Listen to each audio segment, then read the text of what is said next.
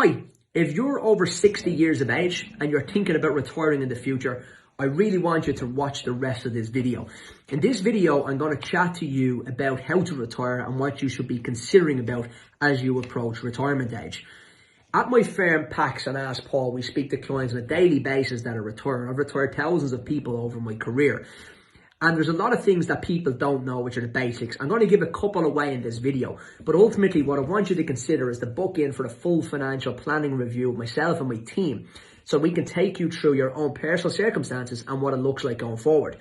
I've said this in my videos loads of time, that everybody in every case when it comes to pension planning, or actually anything to do with finance really, are always different. You never get two clients the same.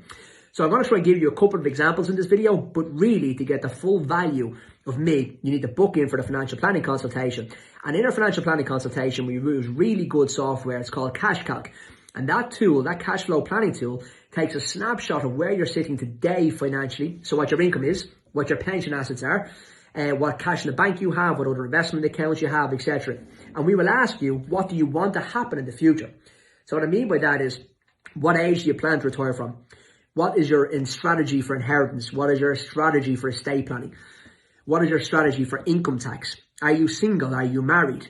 Do you know how much tax you can take tax-free on a yearly basis once you get to 65 years of age? And we bring clients through this financial planning journey.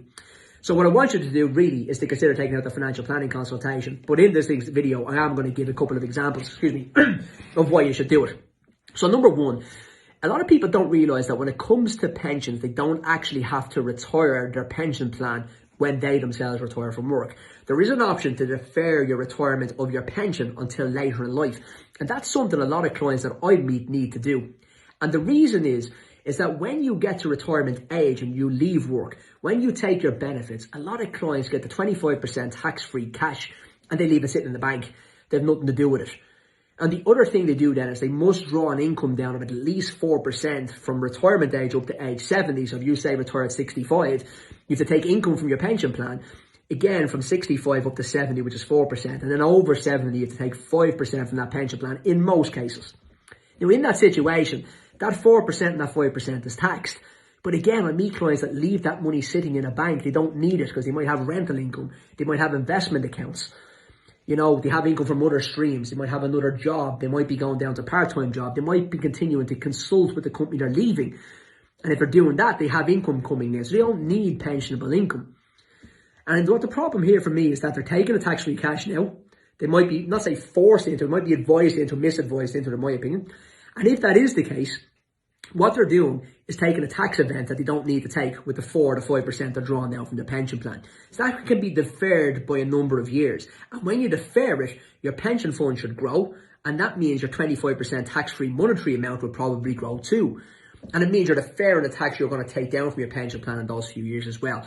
That's the first thing I want to say. The second thing I want to say in this video is how you invest your money now is really important.